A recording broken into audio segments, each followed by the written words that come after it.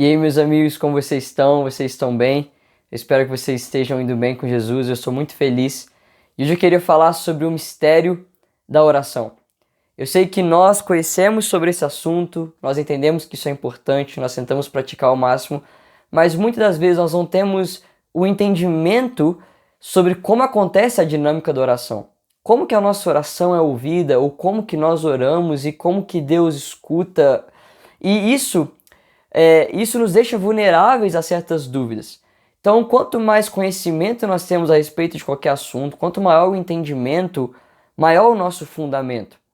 E quanto mais fundamento uma casa tem, mais difícil é dela ser derrubada. Então, se você quer ter uma oração, uma vida de oração com o Senhor, constante, perseverante, poderosa, você precisa fortificar o seu entendimento na verdade, para que a sua oração ela parta sempre de uma obediência pela fé. Então você conhece o que a palavra diz e você se move por aquilo que a palavra diz e o que a palavra nos ensina sobre oração.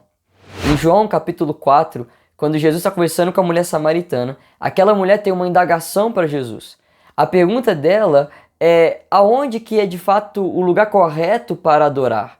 Aonde que é de fato o lugar correto para se ter intimidade com o Senhor?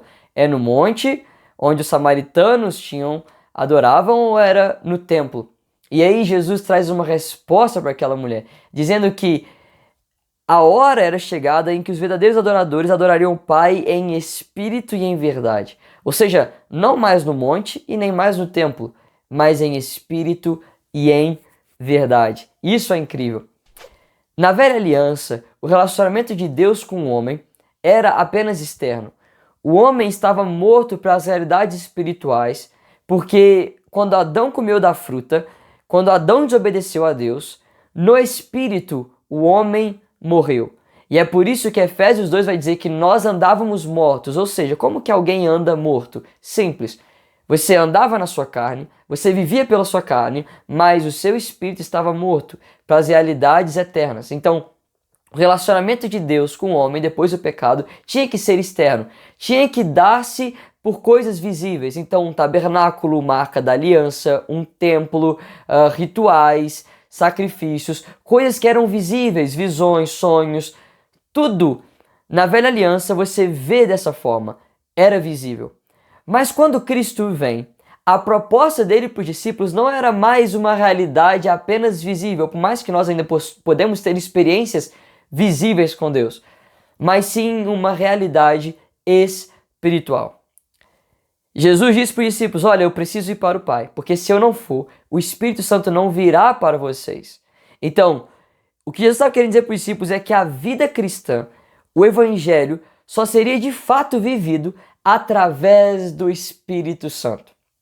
Quando nós cremos em Jesus, nós nos tornamos a habitação do Espírito Santo e recebemos uma nova natureza, não mais uma natureza carnal, terrena, física, corruptível, mas agora uma natureza espiritual e incorruptível, uma natureza que vem do próprio Deus. Então, antes de Cristo, o ser humano estava surdo espiritualmente e cego para as realidades espirituais, mas agora em Cristo, o nosso novo homem, o novo homem que Deus colocou em nós e que está crescendo e amadurecendo até a estatura e a plenitude de Cristo Jesus, esse homem pode ouvir a Deus e se comunicar com Deus. Efésios 1, verso 19, Paulo vai falar sobre o poder que Deus operou na igreja e que esse poder foi o mesmo que ele operou em Cristo. E ele vai dizer, ressuscitando dentre os mortos e fazendo assentar à sua direita nos lugares celestiais, acima de todo principado, potestade e poder e domínio, de todo nome que se possa referir, não só no presente século, mas também no vindouro. Então, o que Paulo está dizendo é que quando Cristo foi ressuscitado dentre os mortos, ele foi colocado à direita de Deus. Efésios 4, verso 7 vai dizer a mesma coisa, que ele subiu às alturas, levou cativo o cativeiro e concedeu dons aos homens. O mesmo que desceu é também o mesmo que subiu acima de todos os céus para encher todas as coisas. Então, aonde Cristo está nesse momento? Ele está acima de todos os céus, à destra do Pai. Então, a posição de Jesus é esse lugar. Na velha aliança, havia então o tabernáculo, que era uma expressão visível de uma realidade invisível. E nesse tabernáculo havia o Santo dos Santos, que era o lugar onde estava a arca e aonde apenas o sumo sacerdote poderia entrar uma vez por ano. Era fechado esse lugar com um véu, simbolizando, representando e apontando para o homem que o lugar da presença de Deus estava impedido por causa do pecado. O homem era incapaz de acessar a presença de Deus porque ele estava morto para as realidades do Espírito. Quando Cristo vem e morre naquela cruz, o véu é removido. Esse véu é rasgado e removido, e Hebreus vai dizer que ele, Cristo Jesus, abriu um novo e vivo caminho. Esse caminho é o caminho até o Pai. E é aqui que eu quero falar sobre o mistério da oração. Jesus Cristo, ele é o nosso sumo sacerdote. Sempre que o sumo sacerdote, ele entrava no Santo dos Santos, ele levava sobre si 12 pedras, 6 de um lado, 6 do outro. Cada pedra havia escrito o nome de uma tribo de Israel. Então, as pedras preciosas que o sacerdote carregava sobre si representava todo o povo de Israel. Basicamente, o sumo sacerdote entrava diante de Deus e quando ele entrava para oferecer sacrifícios, ele estava se representando, mas também representando todo o povo. Então, todo o povo estava na presença de Deus através do sumo sacerdote. Agora, Cristo, ele é o sumo sacerdote, segundo a ordem de Melquisedeque, e ele entrou no santuário. Ele passou o véu, rasgou o véu, e a Bíblia vai dizer que ele está à destra do Pai. Então ele está diante da majestade do Senhor. Ele está aonde a presença do próprio Deus é manifesta. Só que ele é o nosso sumo sacerdote. E nós estamos em Cristo. É por isso que ele é a videira verdadeira e nós estamos nele. Em Cristo somos novas criaturas. Em Cristo somos abençoados. Então, por que quando você ora, Deus escuta a sua oração? Por que quando você faz um pedido, Deus escuta? Simples. Porque você está em Cristo. Você está em um lugar onde a presença de Deus está.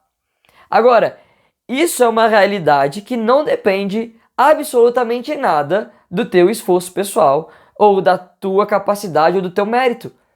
Você pode acessar a presença de Deus porque você está em Cristo pela fé. E se Cristo está lá e você está em Cristo, então você também está ao lado do Senhor. Você está perto do Senhor e Ele está perto de você. Então é Cristo em mim e eu em Cristo. Efésios 2, verso 6, Paulo vai dizer que juntamente com Ele nos ressuscitou e nos fez assentar nos lugares celestiais em Cristo Jesus. Então, aonde a igreja está nesse momento?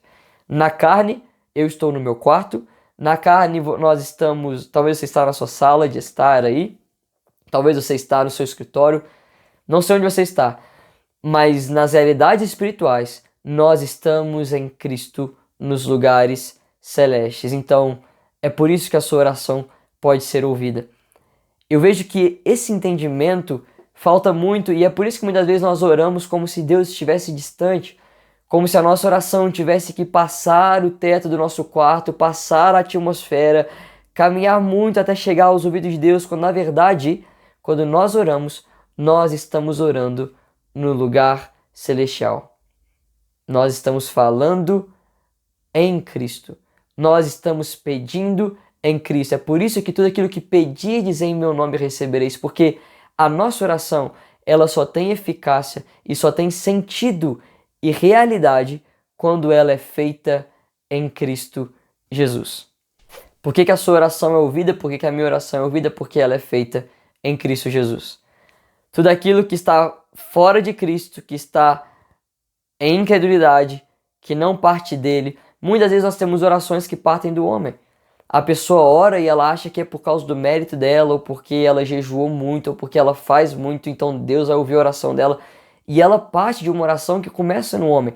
Mas se a sua oração começa no homem, ela ainda é externa, porque ela está à parte das realidades espirituais. Mas se a sua oração começa em Cristo e na obra consumada, eu tenho livre acesso ao Pai, não porque eu fiz tudo certo hoje, mas porque Cristo teve uma vida justa. E quando Ele morreu naquela cruz, a justiça dele se tornou a minha justiça pela fé. Então, quando eu dobro os meus joelhos, eu sei que o Pai escuta, eu sei que Ele está no secreto me ouvindo, eu sei que Ele me chama de filho, que Ele presta atenção ao que eu estou dizendo e que eu também posso ouvi-lo porque eu creio em Cristo Jesus. Nesse lugar, meus irmãos, não existe céu de bronze para o Filho de Deus. Quando nós oramos entendendo os lugares celestiais e entendendo a posição que Deus nos colocou em Cristo, então nós podemos orar com ousadia, entendendo que nós estamos diante do trono da graça. Hebreus vai falar sobre isso. Acheguemos-nos ousadamente ao trono da graça. Chegue com ousadia. Feche a porta do seu quarto, dobre o seu joelho e saiba que o Pai está te ouvindo e que aquilo é real, porque você está em Cristo Jesus e Cristo está no Pai. Amém, meus irmãos? Esse é o vídeo de hoje, essa é a palavra de hoje, muito simples, mas eu acredito que é muito poderosa. Se por acaso você ainda não se inscreveu no canal, se inscreve, manda para os seus amigos, manda para quem precisa ouvir essa mensagem e que Deus abençoe você. Até a próxima. Tamo junto.